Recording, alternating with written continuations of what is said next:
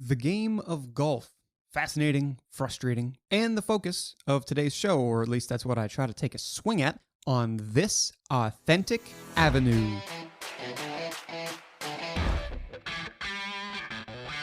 PGA Tour Superstore, a retail network where you can get just about everything your golf game needs, except, I guess, a lower handicap. And today, we're on with Jill Thomas. Jill is their Chief Marketing Officer, Chief Experience Officer, Head of eCommerce. If you want to know more about the brand, you got to talk to Jill. And that journey for her started in January 2020, so we talk about what happened after the first 75 days of her tenure, during which the world turned upside down, golf's momentum since then, and how it all plays into that great A word, authenticity.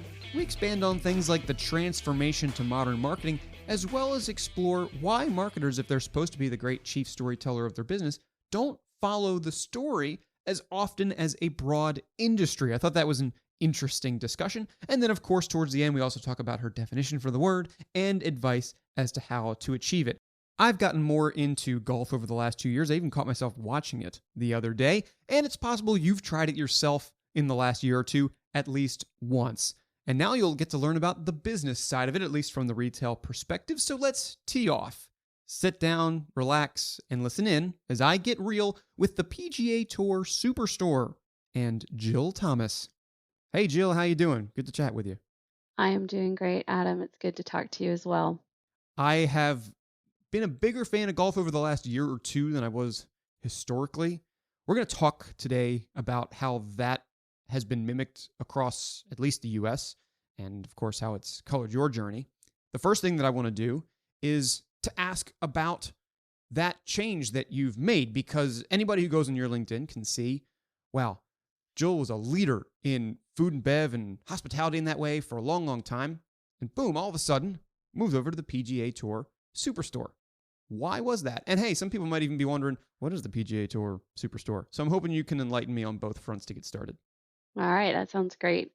So, let's start with what is the PGA Tour Superstore. PGA Tour Superstore is a privately held company owned by Arthur Blank, probably one of the greatest retailers of our time, and we are the largest specialty golf and tennis retailer in the country. That is our only focus. And we have just about 50 stores and a great pathway to continue to grow. So that tells you a little bit about what's exciting about the PGA Tour Superstore.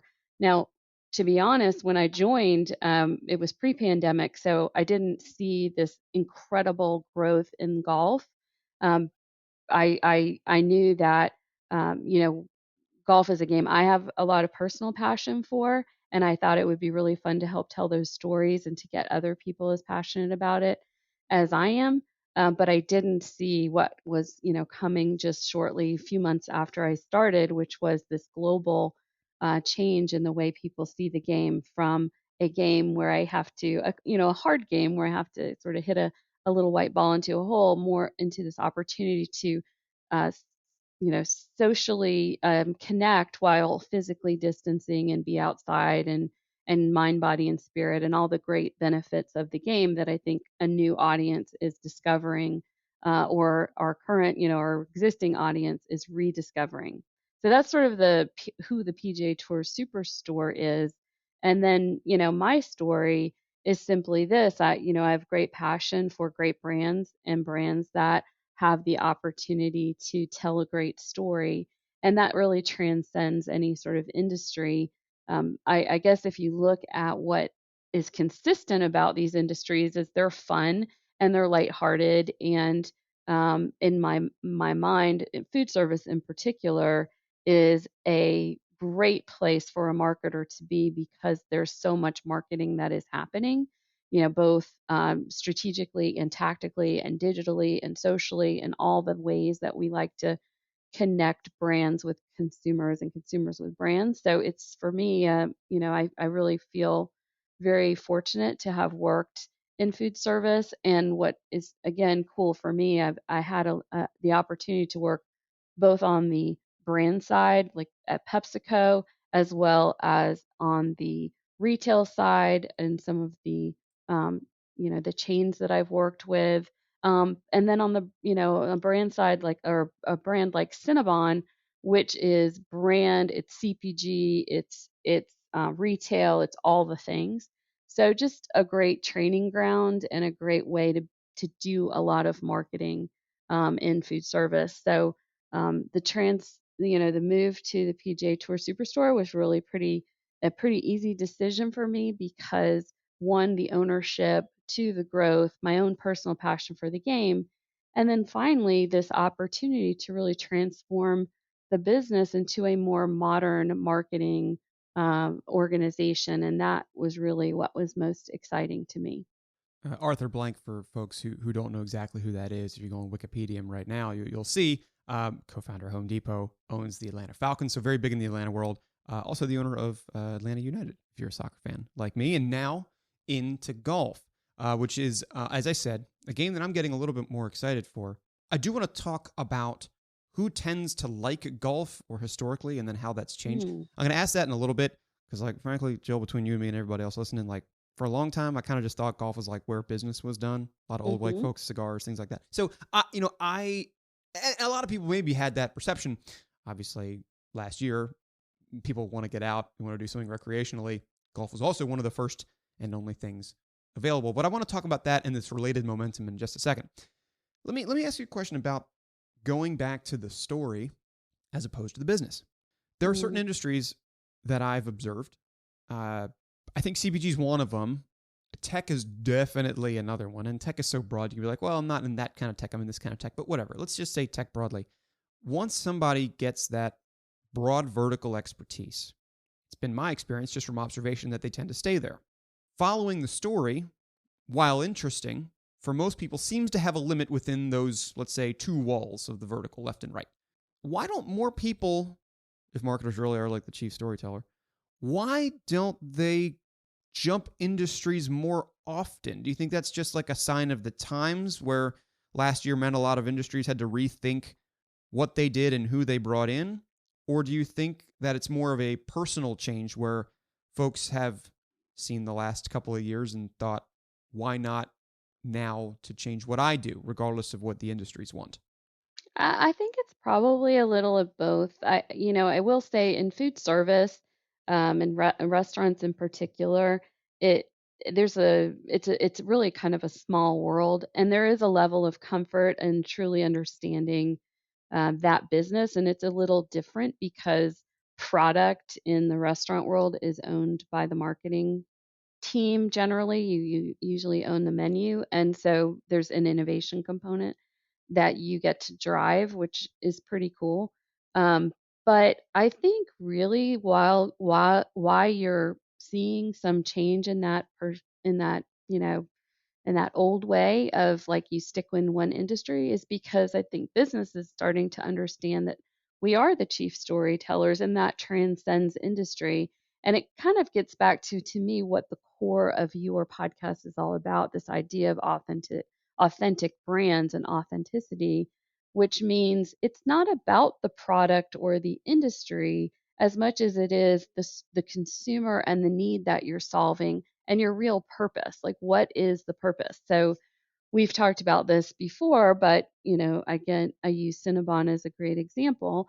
If you think it's about selling cinnamon rolls, you're absolutely incorrect. It is about a moment of respite in a crazy world. It's about just escape and just kind of it's an amazing product that when you're in a crazy mall or environment like that, if you can stop and enjoy this moment. It's just a moment, and in our crazy world, that's important. Um, so same with golf. If you think you're selling golf clubs, then that would make changing industries hard, because well, I know about golf clubs, but if you start to realize that we're not really selling golf clubs, what we're selling is access to a really cool experience that allows people to physically distance, socially connect. It can be very social. It's about building community. It's about connecting with nature. It can be mind, body, and spirit if you don't take it too seriously. I mean, there's certainly those who are very serious about their game, and maybe they don't find it a bit, peaceful. But for most of us who are recreational golfers, and, when you're standing out there in the middle of nature, it's just there's something really about well-being that is important. And if you start to think about it in that way and get under the purpose of any of these brands in any of these industries, you then really can tell those stories in a compelling way. And to me, that's when brands just find their magic. And I'll use a Chipotle as a great example. They're not trying to sell you a burrito. They're trying to, help you improve your lifestyle. And, they really are underneath the more of the core and the purpose of the brand, and not so much about the product itself. Of course, the product has to deliver. And that's one great thing about the PGA Tour Superstore. Our stores are beautiful, they're well lit, they're big. We have a lot of assortment. We have really well-trained, helpful associates who live the values of and the culture that Arthur Blank has created, which is a very purpose-driven brand. And so that makes it very easy for me to tell those beautiful stories and drive people into that environment, because I know that when they get there, it'll all pay off. The story will be true. So to me, that's probably has something to do with it, but that's my own personal experience. The story has certainly become a priority, hopefully the priority for most, but certainly a priority for many. And what the thing represents rather than what the thing Yeah. is where people who are great storytellers thrive. I'm glad you're doing that for PGA Tour Superstore. And now I'm glad that you have that beautiful showroom to bring people back into. I'm going to ask about what happened there last year when you couldn't do that. I never imagined that even if you were a marketer dedicated to just selling golf clubs and nothing else, I don't think that you would have planned to do so in a parking lot. But we'll come back to that, and we'll stick to those who are doing marketing in a modern world very, very well. By the way, listeners, if you want to go into a deep dive on Chipotle, you can check out the episode that came out on December 10th of last year, in which we did that from a social perspective. But let's talk very briefly about marketing in the modern world here, Jill. And what I mean by modern world is maybe just the world of the last year or two. And to talk about it broadly, where I have seen the most memorable marketing campaigns, agencies, businesses progress was a world of, probably the mid 1900s, where it was like, look at all the great features of this golf club, whatever it is. Then it's the Marlboro Mans and the spokespeople, and it became really flashy campaigns. And then, of course, with the age of social and digital, that brought in a whole new way to express yourself quickly and easily to younger generations. But over the last year or two, it has definitely been a little bit different, even from that. Again, the story and the purpose and how the thing makes you feel is on top, as I just said. You've talked about this. You've called it the transformation to modern marketing. Well, in your mind, what is that all about? Because I'm an observer. I'm not in the marketing world every day, at least not from the same perspective that you are. So I'd like to talk about that a little bit and how you're carving out your corner of it. Great marketers are really fairly industry agnostic. If you're customer focused, if you're disciplined, and you believe in one simple truth, which is if you ask the customer what they care about or what is important to them, and then you deliver that they will reward you. And I mean, to me, that is a very simple idea that sometimes gets lost in translation because we have products we want to sell, or, you know, goals we need to hit. But I really try to live that, and I try not to get too consumed by, the thing, and I really do try to focus on the bigger idea. And so transformation to modern marketing is really, to me, the world is discovering what great marketers have known all along, which is if you are a customer driven, customer focused organization, with a clear purpose that matters to your audience, that is where success lives. And so modern marketing, to me, and that transformation is certainly about digital and the ecosystem that we create. And sure, we have to build out our tech stack, and we have to do those things to put data in the center of what we're doing. But that for me is really just a modern facilitator of an idea that is an analog idea, which is the customer is at the center of everything that we do.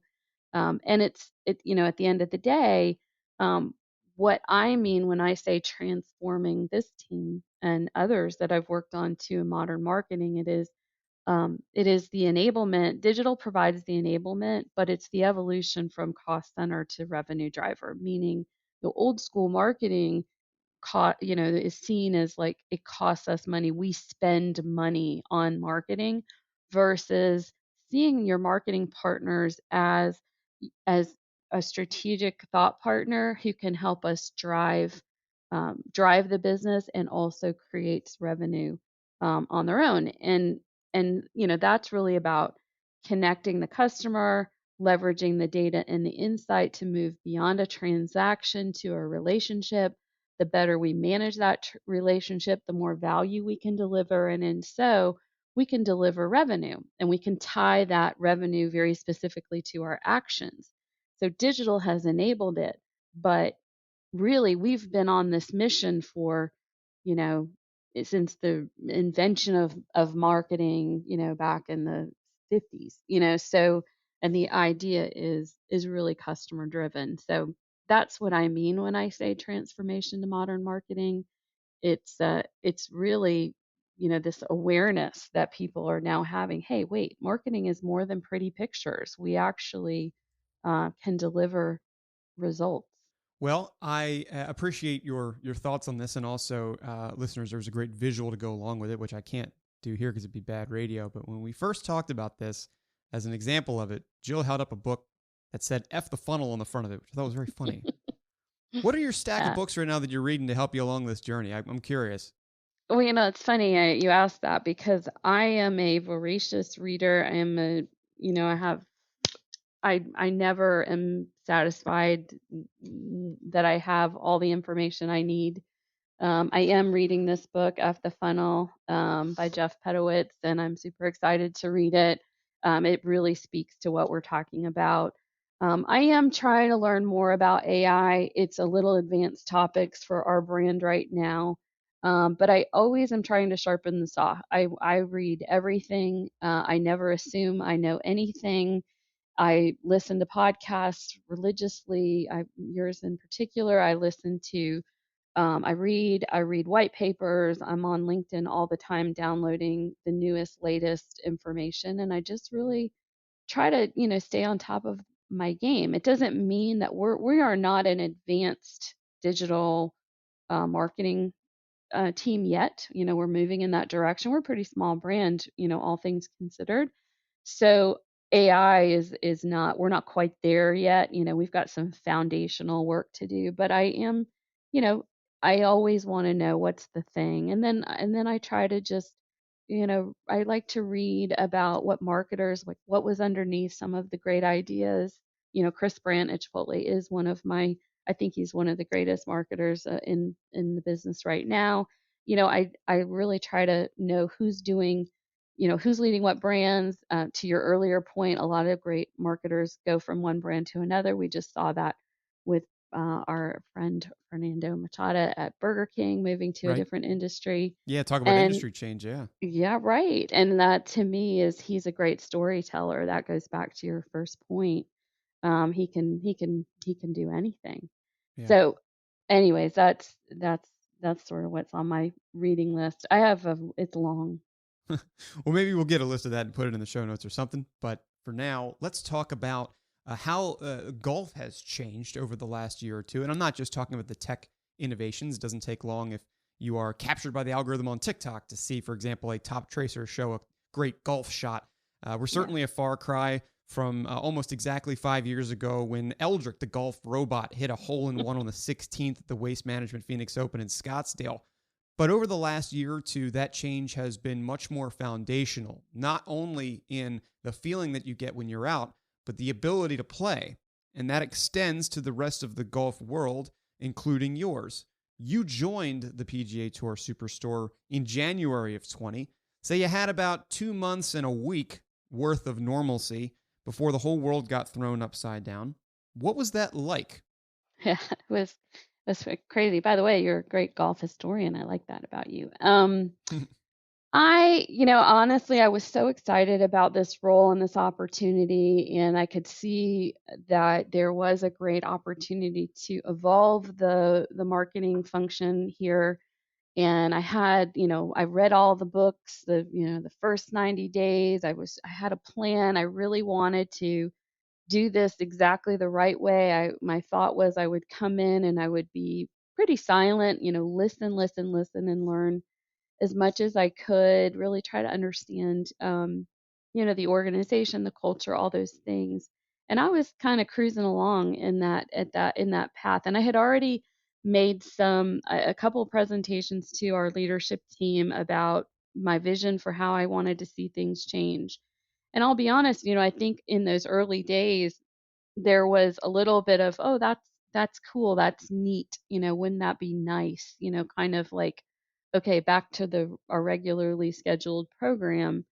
And I was like, okay, that's fine because that's part of the learning process is the cultural understanding of, where you're trying to take things. And that gave me a signal, which was it might take me a little bit longer, because I have to educate and I have to influence and try to help people understand what we want to be, where the direction we want to move to. And then to your point, the world turned upside down. And so then all of a sudden, all those things I had been talking about, personalization and data driven insights and putting the customer in the center of what we're doing, and all those things that I had been talking about became absolutely critical. So in that very short period of time, it was less than 90 days. I went from, let me sort of like sit back and, you know, take my time here, to a huge sense of urgency, and that really changed a lot of what we were doing. It's probably great then that you already had a good deal of e-commerce experience Mm, coming in. But once things did settle in, let's say first quarter, maybe even second, well, probably second quarter of 20, I would have to think that also served really great because, like, where otherwise you would sit there and listen and sponge for a while and then take thoughtful action. With everybody looking around being like, what should we do? You must have had a hell of a lot more agency from not day one, but maybe day 75 than most. absolutely. I mean, at the beginning, it was, we're an experiential retailer. We take great pride in that. And our mission is to drive people into the store.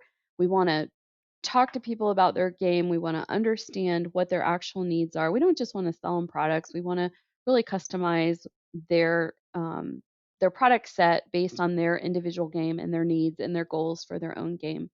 And certainly there's like really some cool digital ways you can do that in the virtual world, but when your core focus is in store, those feel like expenses that maybe you're not quite ready to take on. But that was what was required, once we started closing our doors. I mean, it was very obvious to me what was about to happen. So, to your point about my e-commerce background was extremely helpful, and just sort of a digital mindset anyways, but it was, um, I just immediately kind of settled into, okay, we have to be extremely nimble. We have to be extremely flexible. We have no idea what the future holds. So how can we, position ourselves to really serve the needs of the business?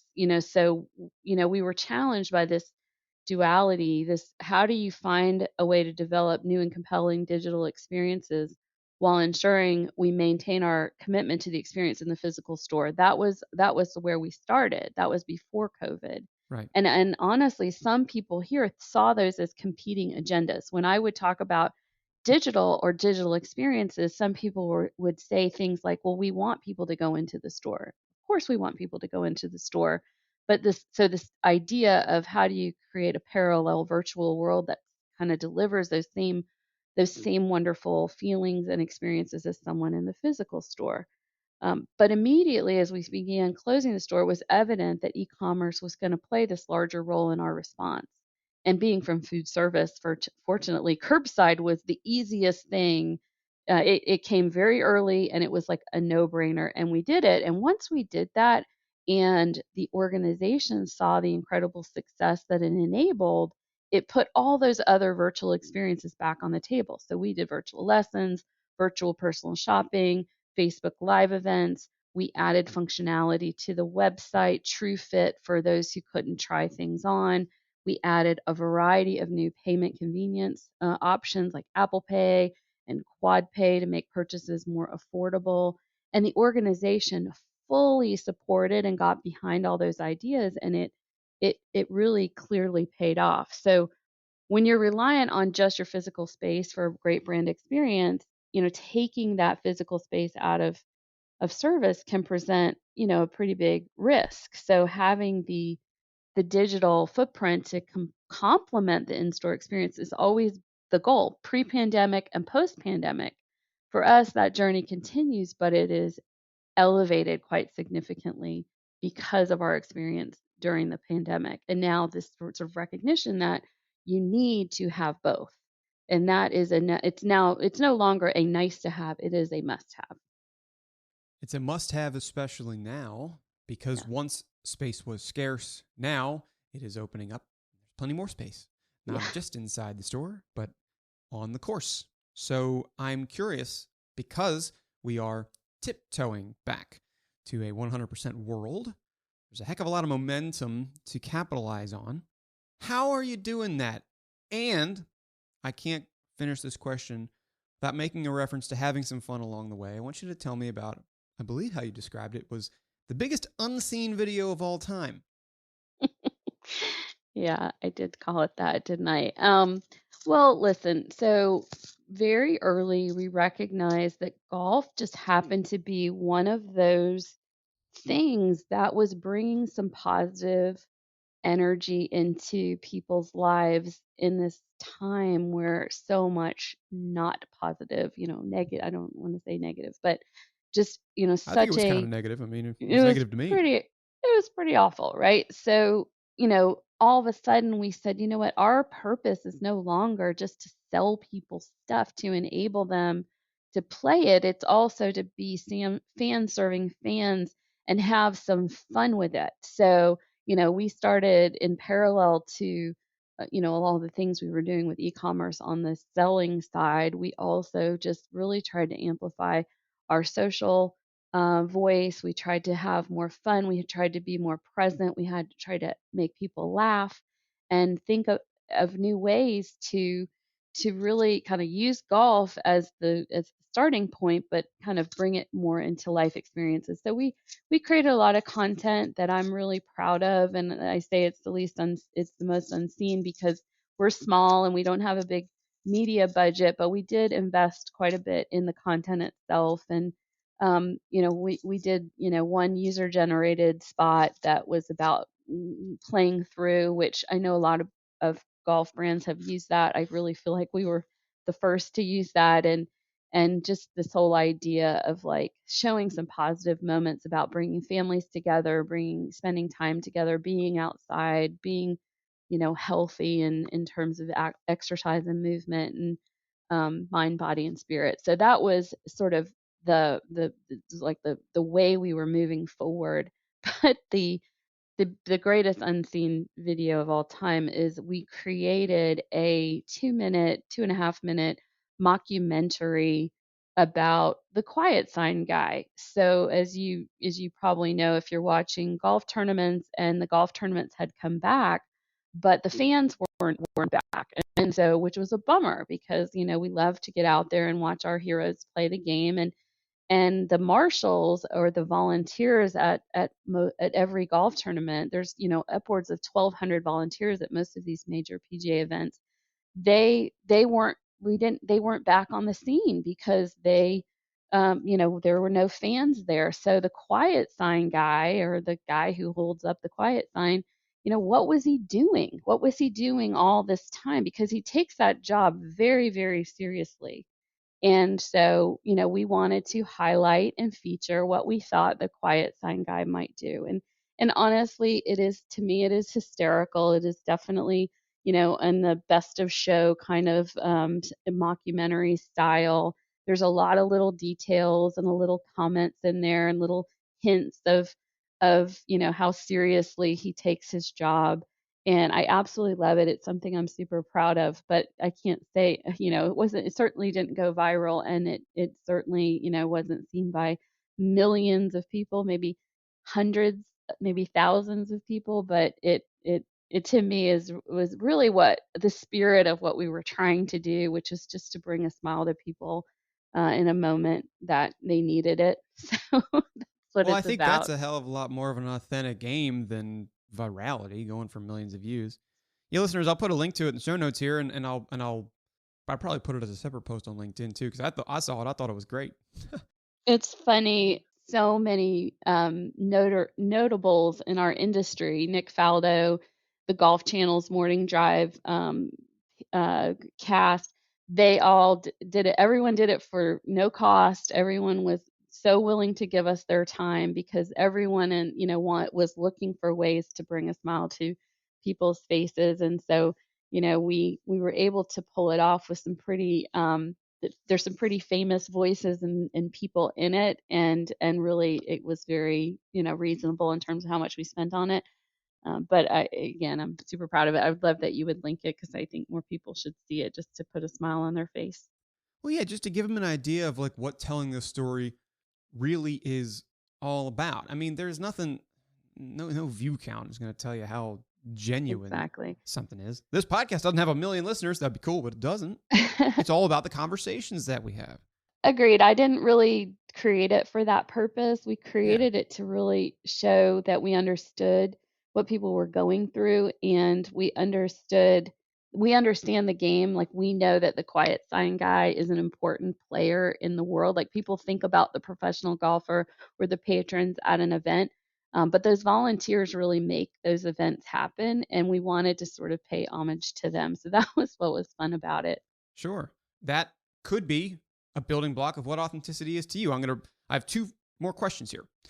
Questions that I ask most people. Last one I ask everybody. The second last one I don't really do it every time, but I kind of want to, because I'm kind of working on this like one word dictionary where I'm asking people what they think of this word. So, as the penultimate, let me ask you how you broadly think about this big A word, authenticity. Maybe even how you define it, and if there are within that, like, I guess to use the nomenclature, like, can you use it in a sentence? Maybe can you tell me some of the, I'll say avenues because that's this show name, some of the ways in which PGA Tour Superstore manifests it? Authenticity is probably why I love your podcast and the purpose of your podcast, because to me it is the most critical idea that we need to bring to the table as marketers or marketing leaders for our brands. And what it means to me is the ability to step outside of yourself and outside of the product you are selling, and really put the customer first and deliver those things that matter to them, and find the way to connect the brand to the consumer and the consumer to the brand, and tell those stories in a way that demonstrates that you get it.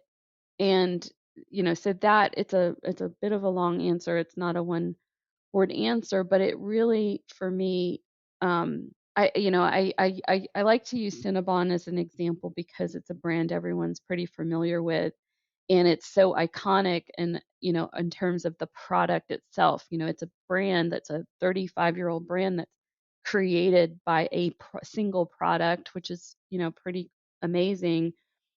But it's not about the cinnamon roll. It is really about what it is a metaphor for. And if you think about who the consumer is for that product, primarily are those who drive the social conversation for Cinnabon.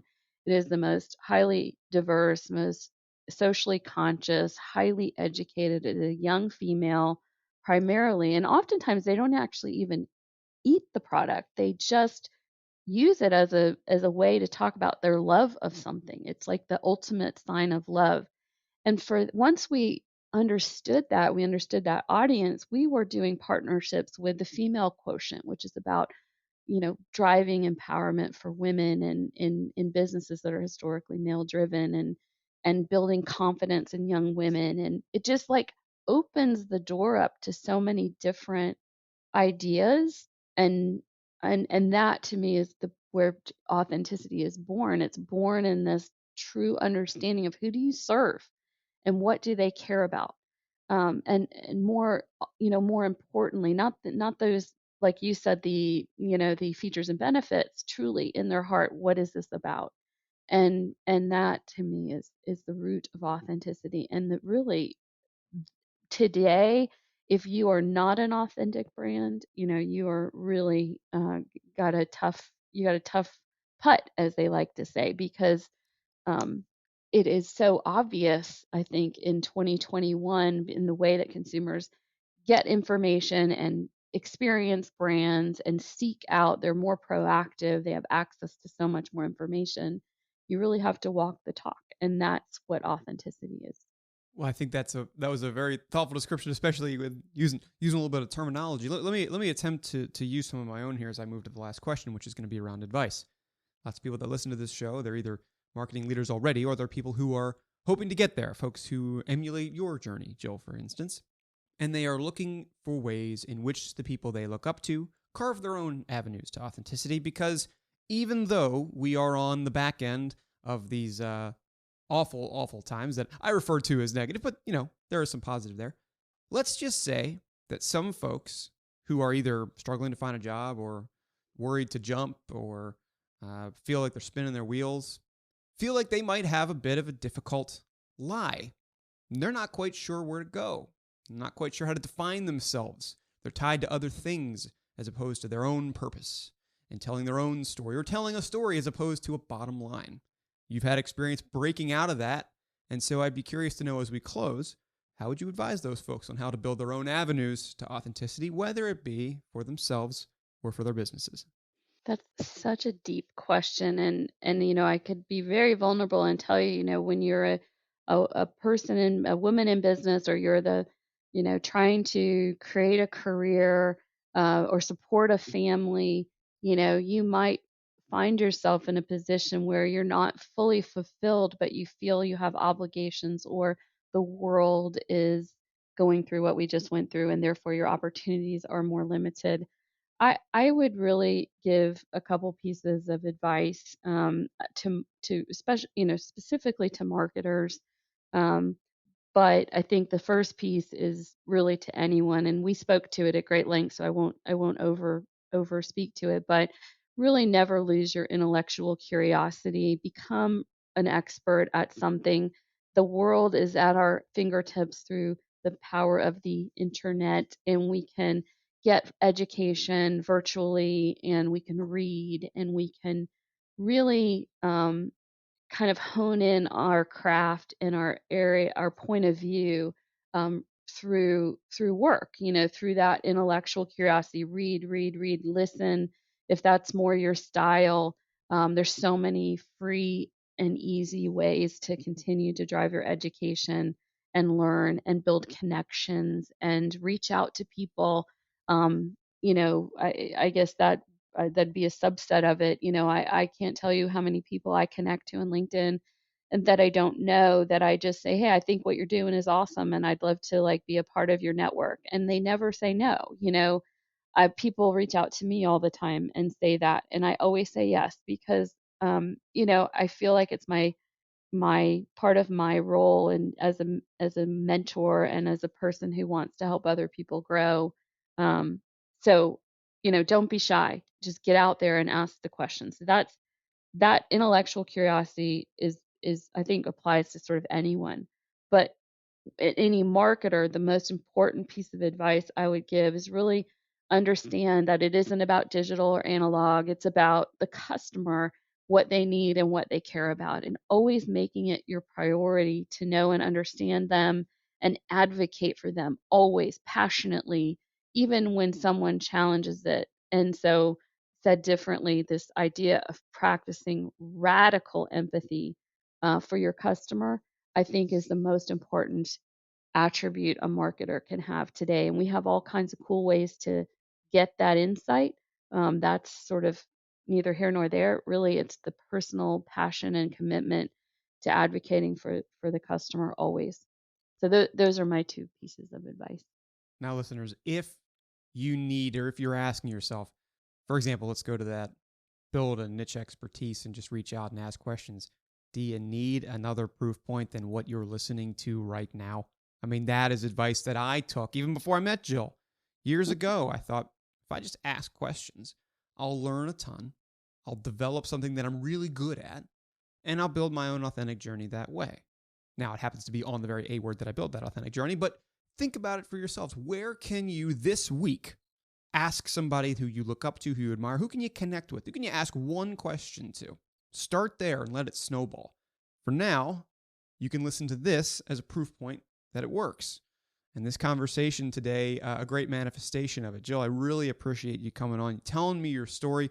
Wow, what a wild ride you've had since your move to PGA Tour Superstore. But I'm so glad that you guys are firmly in the fairway for what's to come. And I, for now, greatly appreciate your perspective. So thanks. Thank you so much, Adam. It was a pleasure. Before signing off here, I'm going to circle back to that advice bit for just a second. What Jill said is exactly what I did to build my niche expertise and ultimately a business, my authentic journey. Truly, write down a couple people who you can reach out to this week and just send one note. One note. I think it'll pay off. Try it and let me know what you think. When you do, here's where you can find me and where you can stay in contact even beyond this episode. I'm on LinkedIn. That's where most of my social stuff happens. Adam Connor, Authentic Avenue. Follow both pages, and you can write me an email, adam@authave.com. Let me know what you're thinking about the show, who I should have on next, and if podcasting is going to become part of your journey, because I have plenty of expertise there to show you. I'm going to make the turn now, sign off, and I'll see you next week with another great story and marketing leader to learn about how that A word manifests itself in this world. And until then, I'm Adam Connor saying, until the next time I get real again with you, thanks for taking a walk with me down Authentic Avenue.